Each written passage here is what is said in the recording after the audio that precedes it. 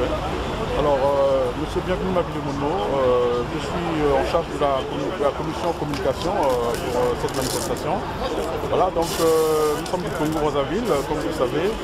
Monsieur Nguesso, le président sanguinaire du Congo, est reçu au moment où nous parlons à l'Élysée par François Hollande. Et nous avons voulu manifester pour montrer notre désapprobation parce que nous savons que les Français savent exactement ce qui se passe chez nous au Congo et que la réception de M. Sassou Nguesso va complètement à l'encontre des engagements d'Hollande durant sa campagne qui avait décidé de mettre un terme à la Centrafrique. Parce que nous pensons que M. Sassou Nguesso est aujourd'hui le principal animateur de la Centrafrique en Afrique, le pion par excellence actuellement en Afrique. Et que le fait de recevoir M. Sassou Nguesso, même s'il arrive aujourd'hui en dernier, parce que les autres sont pas s'abonner, on n'enlève pas le fait que ça devienne un peu comme un revirement de part de M. Hollande. Alors vous me disiez justement, les Français savent ce qui se passe au Congo, c'est pas sûr, les Français ne savent pas ce qui se passe au Congo. Écoutez, si les Français ne savent pas, ben nous le leur disons. Les Français doivent déjà savoir que, parce qu'il y a eu quand même 58 victimes en 89 dans l'attentat du BC10 du TA, les Français doivent savoir que M. Sassou Nguesso était impliqué dans cette affaire-là indirectement parce qu'il était le complice de M. Kadhafi à l'époque. Et ça, c'est toujours intéressant de le savoir parce que ça concerne aussi la France. Et sur le quotidien des Congolais? Le quotidien des Congolais, c'est la misère à tout va, c'est les détournements massifs de fonds par le pouvoir en place et sa famille. Et d'où l'affaire des biens mal acquis, qui est d'ailleurs ici très écoutée en France parce que tout le monde en parle et c'est même passé dans les grands médias.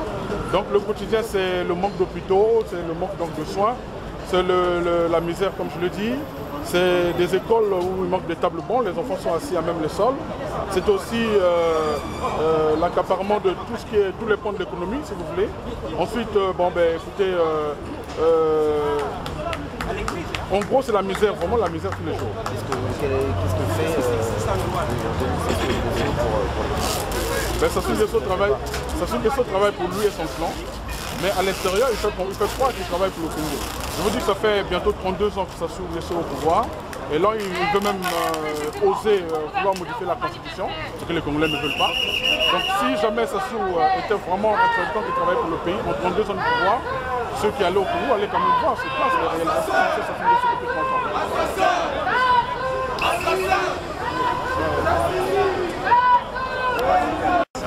Bilamba, ok. Un mot pour la manif, comment ça a été vos sentiments? Très sincèrement, je me présente Antoine Kiwulu Kianganzi, président de Kimpanza, un mouvement politique. J'ai eu la charge d'être président de la commission d'organisation de cette manif, à côté d'un président de la commission des finances et d'un président de la commission communication. Ma foi, moi je suis satisfait.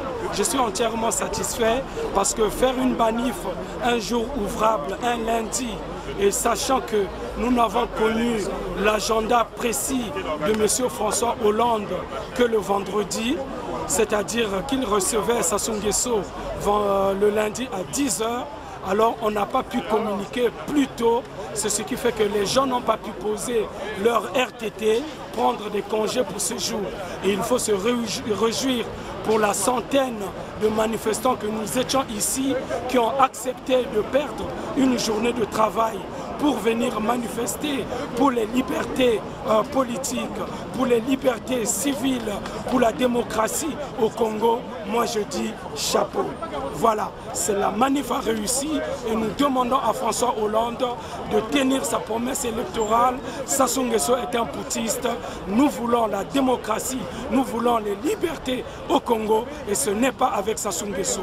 La parole au peuple, la parole véritable qui s'exprime librement dans la transparence. Congo debout, les Congolais debout, nous continuons à lutter, on n'a pas peur et tant pis pour les traîtres qui vont prendre 200 € pour aller accueillir Sassou Nguesso. Mawa trop, mais tozali toujours, to telemi, toko telema, toko bangate, Congolais telema. Voilà ce que je peux dire. Merci beaucoup.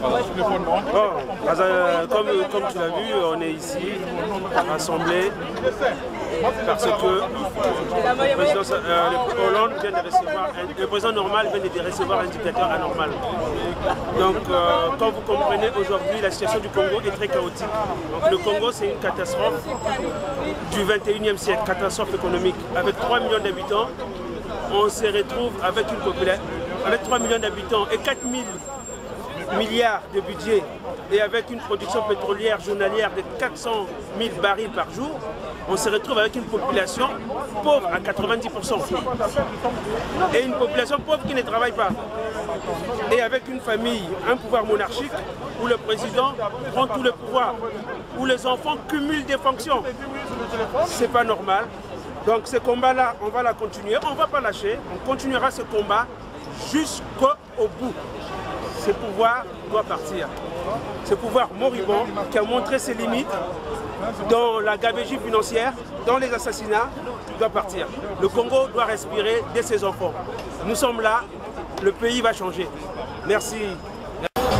Monsieur Lionel Siba, quel est votre mot en langue concernant la mobilisation d'aujourd'hui? On voit qu'il y a une faible mobilisation quand même au sein de la diaspora congolaise. Quel est votre mot là-dessus? Je suis Vianney Tiba, responsable de la jeunesse UPC Unis pour le Congo. Nous sommes ici rassemblés pour manifester notre mécontentement suite à l'arrivée de M. Denis Sassou Nguesso ici en France, qui sera reçu par François Hollande dans les minutes qui suivent. Mais la mobilisation n'est pas faible, parce que nous sommes un jour ouvrable, c'est un jour de lundi. Nous savons bien que tous les Congolais vont travailler. Nous avons des horaires qui sont très contraignants. D'où le nombre qui est présent ici est un nombre considérable. C'est un nombre considérable dans la mesure où nous sommes un jour ouvrable, c'est lundi, et tout le monde soit appelé à aller travailler. Pour les quelques personnes, ou la cinquantaine ou la centaine de personnes qui sont rassemblées ici, sont parmi ceux-là qui ont pu obtenir des permissions de leurs responsables pour s'abstenir de leur poste d'emploi. Voilà pourquoi cette mobilisation n'est pas assez nombreuse et attendue comme ce qu'on souhaitait. Mais ce qui est sûr, c'est que nous sommes au moins une centaine. C'est déjà beaucoup. Le but, c'est faire passer le message, mobiliser nos compatriotes, mobiliser notre jeunesse qui est aujourd'hui meurtrie, notre jeunesse qui est opprimée, notre jeunesse qui est sans avenir avec ce dictateur de Mpila, ce dictateur de Brazzaville. Nous combattons un vaste réseau de mafias et nous avons en face de nous un pouvoir tyrannique où on ne respecte pas les libertés de droits de l'homme, alors que le Congo a ratifié les conventions internationales et il ne les respecte pas. Et M. Sassou Nguesso peut voyager dans le monde entier sans être inquiété avec toute sa famille. Et nous voyons bien que, nous le constatons, son arrivée à l'aéroport d'Orly était accompagné que de membres de son clan, de membres de sa famille, de sa tribu. C'est les nièces, les neveux, les enfants. Ça, c'est quel pouvoir, ça? C'est pas ça l'image d'un Congo uni. C'est pas ça l'image d'un Congo qui veut aller de l'avant. L'image d'un Congo qui veut aspirer à la démocratie, puisque c'est une dictature. Sassou Nguesso dit qu'il est ouvert au dialogue. Ça, ce n'est pas un président qui est ouvert au dialogue, parce que M. Sassou Nguesso nous démontre carrément les conditions qu'il a créées pour pouvoir conserver son pouvoir dans son clan. Même après lui, il va léguer le pouvoir à un membre de sa famille. Donc M. Sassou Nguesso ne peut pas nous offrir des conditions d'un dialogue quelconque pour le déposer, ou pour le déposséder de son pouvoir. Nous devons chasser M. Denis Sassou Nguesso par tous les moyens possibles, sans avoir attendre 2016. Parce que 2016 c'est trop loin, les Congolais vont mourir encore de plus. Donc le message est celui-là, nous devons chasser M. Denis Sassou Nguesso du pouvoir avant 2016, parce que 2016 c'est trop loin. Les Congolais vont encore beaucoup mourir. Déjà, le 4 mars ça suffit, mais ça ne finit pas. Eh bien, nous pensons qu'il est temps que les Congolais se mobilisent pour mettre Denis Sassou Nguesso dehors. Donc, M. Denis Sassou Nguesso dégage. Voilà mon message. Bienvenue, M. Ayatonga. juste la première question, pourquoi vous manifestez contre l'arrivée de Sassou Nguesso ici à Paris? Je manifeste parce que Sassou Nguesso c'est d'abord un dictateur.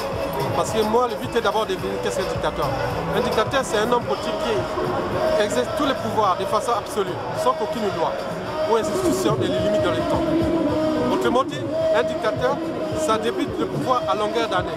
Donc, quand on voit la situation du Congo actuellement, où 90% de la population est abusée, traquée, démobilisée, donc il y a de quoi râler quoi. Donc la situation est chaotique. Inutile de s'appesantir sur la situation économique du Congo. Donc un taux de chômage très élevé, une population qui est dans la merde totale. Donc on ne peut pas rester indifférent face à cette injustice. Donc on veut la liberté. Donc la liberté, il faut du changement.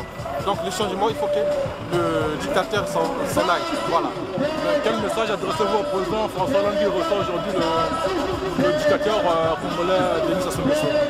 Oui, Hollande, parce que moi, d'abord, quand j'ai demandé à tous mes proches de voter pour Hollande, donc c'était pour des valeurs. Parce que moi, je croyais qu'il allait apporter des nouvelles valeurs à la France, qui sont aussi celles de l'humanisme. Donc, il s'avère qu'aujourd'hui, il reçoit les dictateurs. Donc, je ne suis pas d'accord qu'il puisse recevoir quelqu'un qui a mis tout son peuple sur les carreaux. Donc, il faut qu'il arrête ça. Parce que s'il continue à faire ce jeu avec ce dictateur, c'est lui-même qui va en subir. Parce que le peuple français aussi contre les dictateurs.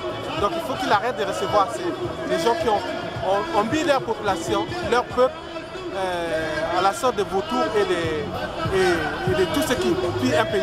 Voilà. Il y a une faible mobilisation quand même de la part des Congolais qui vivent en France en fait. Pourquoi cette faible mobilisation vu les enjeux en fait au niveau du Congo-Brazzaville pour que les choses puissent marcher, en fait, la restauration de la démocratie? Pour nous c'est pas un problème parce que les gens ne soient pas mobilisés. Il faut savoir aussi que quand vous avez un pays où 90% de la population est fliquée, est traquée, enchaînée, démobilisée, mais ça donne que ça. C'est la règle. Les Congolais sont traumatisés. Sassou les a traumatisés, ils ont peur. Voilà. Donc, un peuple qui n'ose plus dire non, c'est un peuple qui meurt. Donc, on est dans ce processus-là.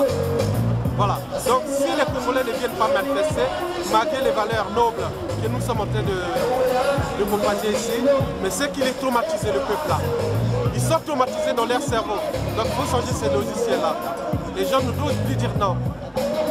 Voilà, donc ils sont traumatisés. C'est un peu abusé. Tout le monde a peur. Ah oui, si je vais là-bas, peut-être on va me tuer, parce qu'on va tuer ma famille, parce qu'on va faire... Voilà. Donc ils sont traumatisés. C'est pourquoi ils ne viennent pas. Quel est le message que vous lancez en l'endroit de vos compatriotes afin qu'ils puissent se mobiliser à la prochaine fois? Et le message un peu général voilà, le message est que il faut qu'il y ait la convocation des États généraux au Congo. C'est la seule solution. Parce que Denis Sassou Nguesso, c'est comme un vélo qui est rusé. Vous avez tout beau changer les pieds détachés. Quand le vélo est foutu, il est foutu. Donc il faut changer le vélo. Ça, c'est d'un côté. De l'autre, on ne va pas laisser la clé d'une maison à des voleurs. Parce qu'il n'y a pas une seule personne au monde qui peut laisser la clé de sa maison à un voleur. Voilà. Deuxièmement, quand la tête est pourrie, elle est pourrie. Donc il faut changer de tête. Il faut changer. Donc il faut porter de la justice là où il y a injustice. Donc cela ne va que passer par la convocation des États généraux de la nation. Il faut la convocation qui va réunir tous les enfants du Congo.